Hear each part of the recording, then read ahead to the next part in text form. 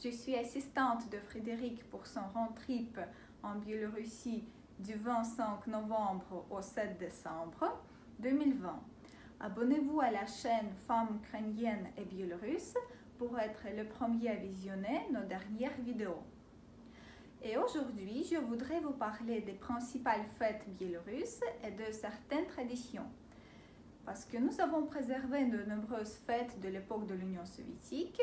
Après l'indépendance de la Biélorussie, de nouvelles fêtes sont apparues. Nous avons adopté certaines des fêtes de la culture occidentale. Certaines fêtes et traditions sont devenues obsolètes, certaines émergent. Il y a des fêtes d'État qui sont établies à la commémoration de l'événement ayant la signification spéciale historique ou politique et sociale pour la République de la Biélorussie. Par exemple, ce sont le jour de la Constitution de la République de la Biélorussie, le jour de l'Union des peuples de la Biélorussie et la Russie, le jour de la victoire, et chez nous, c'est le 9 mai, mais pas le 8 comme en Europe.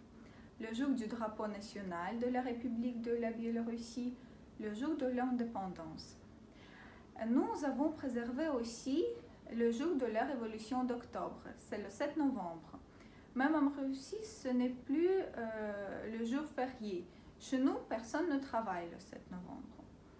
Bien sûr, nous fêtons aussi le Nouvel An et le Noël orthodoxe, mais le Noël orthodoxe, c'est le 7 janvier. Aujourd'hui, une partie de l'Église orthodoxe a adopté le calendrier grégorien et fête Noël le 25 décembre, tandis que d'autres, comme la Russie et la Biélorussie, ont conservé le calendrier julien et célèbrent ainsi Noël le 7 janvier. Bien sûr, nous avons les catholiques, donc les catholiques fêtent le Noël le 25 décembre. Après, c'est le Saint-Valentin. Saint-Valentin, c'est 14 février. Le jour de Saint-Valentin est considéré dans de nombreux pays comme la fête des amoureux. En Biélorussie aussi, les couples en profitent pour échanger des mots doux et des cadeaux comme montrer l'amour. Mais cette fête est très jeune pour nous, parce que la culture slave a sa propre fête traditionnelle des amoureux. C'est le jour de Pierre et Fevronia, célébré le 8 juillet. Pierre et Fevronia est un symbole d'amour et de foi dans le monde orthodoxe. Le 8 juillet n'est pas qu'un jour, mais des vacances d'amour et de bien-être en famille. Nous avons aussi le jour des hommes, c'est le 23 février, le jour des défenseurs de la patrie et les forces armées de la République de Biélorussie. Bien que les principaux héros de ce jour soient les militaires, en Biélorussie, c'est considéré comme la fête de tous les hommes. Bien sûr, nous avons aussi la fête internationale de toutes les femmes, le 8 mars. La fête était instituée après la révolution de 1917.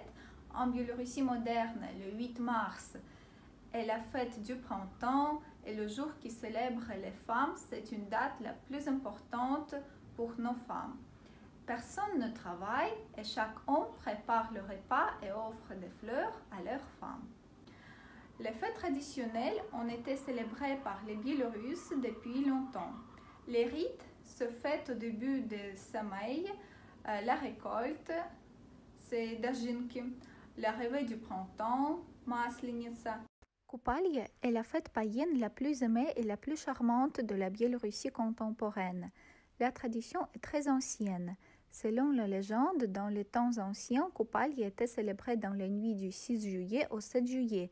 De nombreux rituels et traditions sont toujours très populaires et sont suivis par le peuple biélorusse. Les gens disent que dans les nuits du 7 juillet, 7 animaux et arbres pourraient se parler. Pendant de nombreux siècles, cette nuit était considérée comme magique.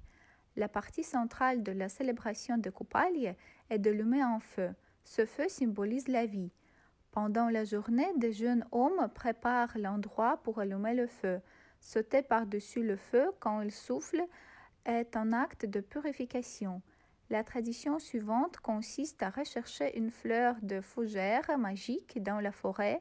Elle ne fleurit qu'une fois par an selon la légende. Et celui qui a une chance de la trouver sera heureux le reste de sa vie. Les filles non mariées tissent des couronnes et les mettent l'eau. Si la couronne disparaît au long, un mariage aura lieu dans l'année. Si la couronne revient sur la côte, le mariage ne se fera pas. Et si la couronne prend l'eau, c'est un mauvais signe. Si vous avez aimé la vidéo, n'hésitez pas à mettre un pouce bleu. Abonnez-vous à notre chaîne pour suivre nos prochaines vidéos. Vous pouvez aussi laisser les commentaires. À très bientôt!